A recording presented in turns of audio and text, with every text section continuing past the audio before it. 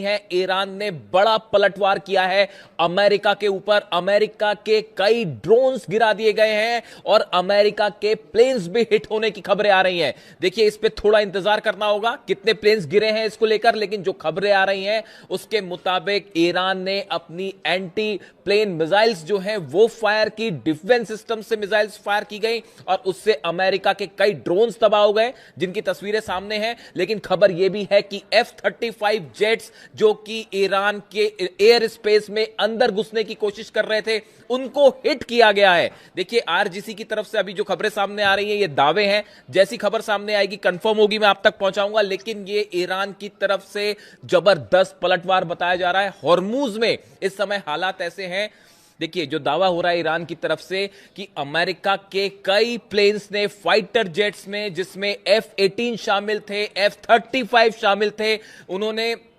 Take off किया Abraham Lincoln से, aircraft carrier से, और वो ईरान के एयर स्पेस के अंदर घुसने की कोशिश कर रहे थे।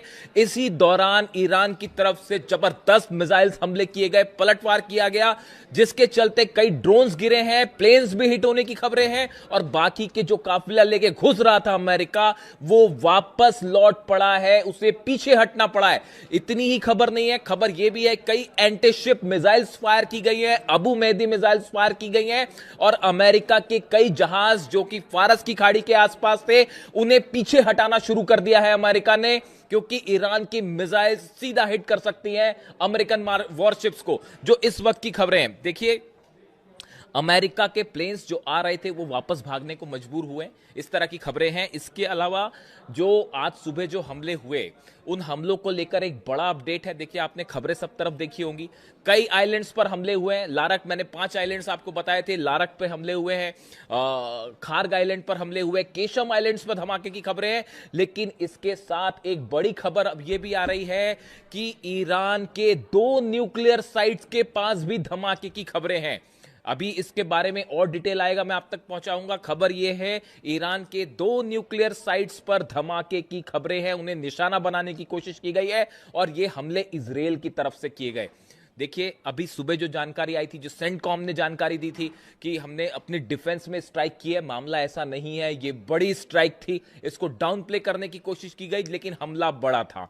इजराइल के जेट्स भी इसमें शामिल थे, अमेरिका के जेट्स इसमें शामिल थे। अब्बास अराक्ची साहब ने एक प्रेस कॉन्फ्रेंस की अब से थोड़ी देर पहले और उन्होंने डिटेल में इसकी जानकारी दी है कि कहां-कहां हमले किए गए। उन्होंने कहा हम आकलन कर रहे हैं कहां कितना नुकसान हुआ है। लारक द्वीप पर सबसे ज्यादा नुकसान की खबर है। अब उसके बाद ईरान की तरफ से बड़े ऐलान हुए हैं। पहला, इस समय जब मैं आपसे बात कर रहा हूं, हॉर्मूज में अच्छी खासी भिड़न जारी है, दोनों तरफ से हमले इस वक्त भी जारी हैं और ईरान ने बड़ा मिसाइल लॉन्च किया है हॉर्मूज के आसपास, अमेरिकन जहाजों पर, अमेरिकन एयरक्राफ्ट पर। अब देखिए, इसके अलावा जो खबरें हैं, ईरान की तरफ से 2 बड़े एक्शन हुए हैं। पहला तो ईरान के सुप्रीम लीडर मुस्तफा खामनेई का बयान सामने आया है। उन्होंने ये बात साफ कर दी है, उन्होंने कहा है कि जिस तरह से ईरान पर हमले किए गए, इसका बदला लिया जाएगा। उन्होंने इजराइल को कैंसर बताया। उन्होंने ये कहा जैसे कैंसर का ट्यूमर होता है, उस तरह से इजराइल है और इजराइल को नक्शे से मिटा दिया जाएगा, इजराइल को खत्म कर दिया जाएगा। इस तरह की बात, इस तरह का संदेश मुस्तफा खामनेई साहब की तरफ से आया है। जिस तरह से हमले हुए उसके बाद, यानी अब यह तय माना जा रहा है कि ईरान इजराइल पर एक बड़ा अटैक करेगा। और देखिए, अगले चंद घंटे बहुत बड़ा डेवलपमेंट हो सकता है और शायद हम वैसी जंग फिर से देखें जो 40 दिन की जंग थी। इसके अलावा देखिए, बड़ी खबर यह है, ईरान के विदेश मंत्री अब्बास अराक्ची साहब रूस जा रहे हैं। अब से थोड़ी देर में वो रूस के लिए रवाना हो जाएंगे, उनकी पुतिन से मुलाकात होने जा रही है। देखिए, हालात यहां पर तेजी से बदल गए हैं, बिगड़ गए हैं। यूक्रेन और रूस के बीच में बड़ी जंग छिड़ चुकी है। जिस तरह से हमले कर रहे हैं पुतिन, देखिए पुतिन ने 5 न्यूक्लियर मिसाइल्स दागी हैं पिछले 48 घंटे के अंदर यूक्रेन पर। अब मामला बिगड़ता दिख रहा है। और उसके अलावा लावरोव की बात हुई है मार्को रूबियो से, अमेरिका के विदेश मंत्री से, और लावरोव ने, रूस के विदेश मंत्री ने यह बात साफ कर दी है कि जब तक अब यूक्रेन को हम घुटने पर नहीं ले आएंगे, तब तक ये हमले नहीं रोके जाएंगे। जिस तरह से लुहांस्क पर हमला हुआ, कॉलेज के ऊपर एक डॉर्मेटरी पर हमला हुआ जहां पर स्टूडेंट थे, जिसमें कई सारे स्टूडेंट मारे गए। ये वैसा ही हमला था जैसे मिनाब में स्टूडेंट्स के ऊपर 168 बच्चियों के ऊपर हमला हुआ था, बिल्कुल वैसे ही हमला लुहांस्क का था, जिसके बाद पुतिन बेहद गुस्से में है। 5 न्यूक्लियर मिसाइल्स फायर की गई हैं, 5 तरह की न्यूक्लियर मिसाइल्स, 5 तरह की न्यूक्लियर मिसाइल्स, जिसमें ऑर्शनिक भी शामिल है, कैलिबर भी शामिल है। इन सबको फायर किया गया है यूक्रेन पर, और बिल्कुल वैसे ही जंगी हालात अब देखने को मिल रहे हैं ईरान और अमेरिका के बीच में।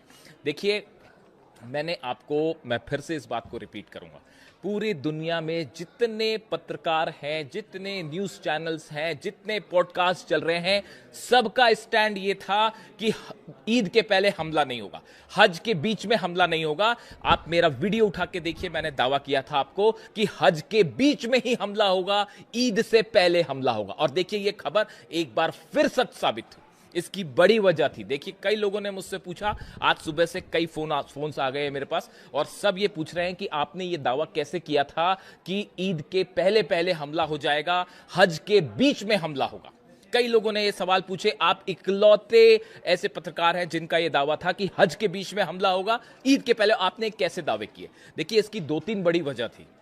सबसे बड़ी वजह, अगर आपने नोटिस की हो, जिस आनन फानन के साथ सऊदी में डिफेंस सिस्टम तैनात किए गए पिछले 48 घंटे में, वो बड़ा ही अस्वाभाविक था। इसी तरह के डिप्लॉयमेंट यूएई ने भी किए हैं। आप देखिए, सऊदी में मक्का मदीना के आसपास, काबा के आसपास जिस तरह से डिफेंस सिस्टम तैनात किए गए, ये यूजुअल प्रोसेस नहीं थी।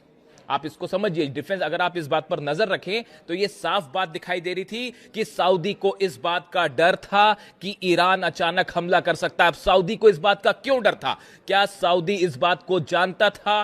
क्या मोहम्मद बिन सलमान इस बात को जानते थे कि अमेरिका और नेतन्याहू एक बार फिर स्ट्राइक करने जा रहे हैं 48 घंटे के अंदर? क्या यही वजह थी उस जल्दबाजी की जो डिफेंस सिस्टम तैनात किए गए, आनन फानन में इजराइल से सिस्टम मंगवाए गए? एक पॉइंट। दूसरा पॉइंट आप देखिए, अब्राहम लिंकन एयरक्राफ्ट कैरियर पर पिछले 48 घंटे के दौरान बड़े डेवलपमेंट्स हुए। F-35 जेट्स ने टेक ऑफ किया, F-18 जेट्स ने टेक ऑफ किया। अमेरिका की तरफ से जब भी कोई बड़ी एयर स्ट्राइक होती है, उसके ठीक पहले अमेरिका की एयरफोर्स एक मिनी एक्सरसाइज करती है, जो कि शुरू हो चुकी थी। दूसरी बड़ी वजह। तीसरी बड़ी वजह, इजराइल से कई रिफ्यूलिंग जेट्स ने टेक ऑफ किया। बेन गुरियन एयरपोर्ट से 4 से 5 रिफ्यूलिंग जेट्स ने टेक ऑफ किया, जो हॉर्मूज के ऊपर गए। आप सोचिए, अगर रिफ्यूलिंग जेट्स टेक ऑफ करते हैं बेन गुरियन एयरपोर्ट से, वो हॉर्मूज के ऊपर क्यों गए? ऑब्वियस सी बात है कि हॉर्मूज के आसपास कोई हमला होने वाला है। वो वहां पर भाई घूमने तो गए नहीं होंगे, पिकनिक मनाने तो गए नहीं थे वहां पे। वो F-35 F-18 जेट्स जो कि इन्वॉल्व थे, इनकी रिफ्यूलिंग के लिए गए थे कि एयरमैन की रिफ्यूलिंग की जरूरत पड़ सकती है, या अब्राहम लिंकन पर जो एयरक्राफ्ट है अमेरिका के, उनको ऑयल सप्लाई करने के लिए मूवमेंट हुआ था। इसीलिए यह बात साफ थी कि पहले ही हमला करेगा। और चौथी बड़ी वजह, देखिए, अमेरिका जब भी अटैक करता है, उसकी खास बात यह होती है कि वो एकदम से अटैक करेगा। मतलब आप ये सोचेंगे, या तो ये कहा जाएगा अभी बातचीत हो रही है और उसके बीच में हमला हो जाएगा।